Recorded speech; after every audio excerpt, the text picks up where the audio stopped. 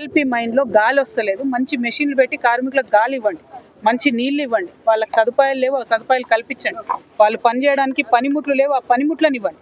అవి ఇవ్వడం మానేసి, పైగా మీరు ఇండస్ట్రీస్ మినిస్టర్ కూడా ఉన్నారు, ఈ ప్రాంతానికి మినిస్టర్గా ఉన్నారు, ఈ రాష్ట్రంలో మినిస్టర్, ఆ పని చేయకుండా పొలిటికల్గా ఏదో మమ్మల్ని అడ్డుకొని లాభం పడదాం అనుకుంటే అది కరెక్ట్ విషయం కాదు. మమ్మల్ని మీరు ఎంత అడ్డుకుంటే మేము అంత ఎక్కువగా అంత పట్టుదలతో కార్మికుల పక్షాన నిలబడతాం.